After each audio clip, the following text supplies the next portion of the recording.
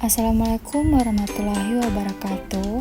Halo adik-adik, hari ini kita akan mempelajari materi sistem klasifikasi makhluk hidup. Apa itu klasifikasi? Klasifikasi adalah pengelompokan makhluk hidup berdasarkan ciri-ciri tertentu agar lebih mudah dipelajari. Klasifikasi makhluk hidup adalah proses penting yang memudahkan kita untuk memahami keanekaragaman di dunia. Dengan mengelompokkan makhluk hidup berdasarkan ciri-ciri tertentu seperti jumlah sel, cara makan, dan habitat, kita dapat mempelajari mereka dengan lebih efisien dan terstruktur, sehingga meningkatkan pengertian kita terhadap kehidupan. Ciri-ciri protista. Bisa adik-adik lihat pada gambar tersebut, ada 3 ciri-ciri protista. Yang pertama, uniseluler. Uniseluler adalah protista yang terdiri dari satu sel saja. Yang kedua, eukariotik. Eukariotik adalah sel protista yang memiliki membran inti jelas.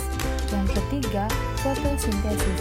Fotosintesis protista yang dapat menghasilkan makanan sendiri. Contoh kingdom protista mirip tumbuhan alga hijau. Bisa adik-adik lihat pada gambar, yaitu adalah gambar alga hijau. Alga hijau berfotosintesis dan bergerak aktif di dalam air. Kingdom Monera dan domain bakteri. Bisa dilihat pada gambar tersebut, yaitu adalah gambar prakariotik atau bakteri. Prakariotik atau bakteri adalah makhluk hidup tanpa membran inti. Perbandingan kingdom animalia dan plantae. Yang pertama, animalia. Animalia yaitu multiseluler dan heterotrof dengan gerakan aktif. Sedangkan yang kedua, plantae, adalah autotrof dengan klorofil dan dinding sel. Yang ketiga, pergerakan. Hewan aktif bergerak sedangkan tumbuhan diam di tempat. Bisa adik-adik perhatikan pada gambar ketiga, yaitu hewan aktif bergerak sedangkan tumbuhan diam di tempat. Gambar keempat adalah struktur sel. Adapun 2 perbandingan struktur sel. Yang pertama, hewan tanpa dinding sel yang berwarna merah, sedangkan tumbuhan memiliki dinding sel yang berwarna hijau. Contoh makhluk hidup dalam kingdom animalia. Bisa adik-adik perhatikan pada gambar, yaitu adalah hewan multiseluler. Hewan multiseluler adalah hewan yang bergerak aktif di alam. Evaluasi lumut. Gambar pertama menunjukkan struktur sederhana, yaitu lumut tidak memiliki jaringan pembuluh sejati. Sedangkan gambar kedua yaitu reproduksi spora. Lumut berkembang biak menggunakan spora kecil. Gambar yang ketiga, habitat lembab, adalah lumut tumbuh subur di tempat yang lembab. Perbandingan sistem. Yang pertama, 2 kingdom. Sistem klasifikasi sederhana dengan 2 kategori. Yang pertama ada plantae, yang kedua animalia.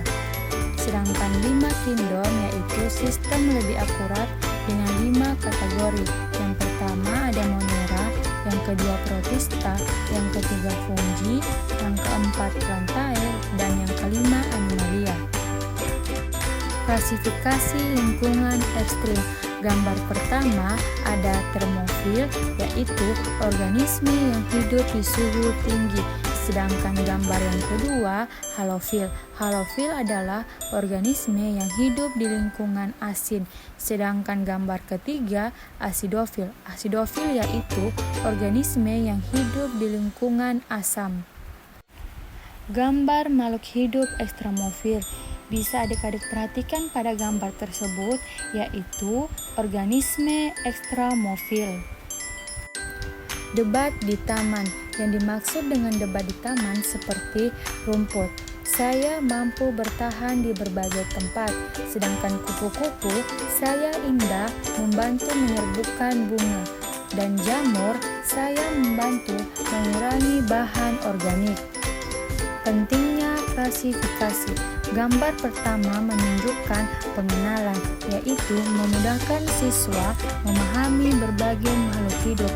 Gambar kedua yaitu hubungan, membantu mengenali hubungan antagonisme dalam ekosistem. Sedangkan gambar yang ketiga, kreativitas, menstimulasikan kreativitas siswa dalam belajar biologi. Ringkasan materi klasifikasi makhluk hidup. Yang pertama, ciri kingdom, memahami ciri utama setiap kingdom makhluk hidup. Yang kedua, perbedaan sistem, 2 kingdom dan 5 kingdom klasifikasi. Yang ketiga, organisme ekstremofil, yaitu contoh makhluk hidup di lingkungan ekstrim. Yang keempat, cerita dan pemahaman, mempelajari klasifikasi melalui narasi menarik.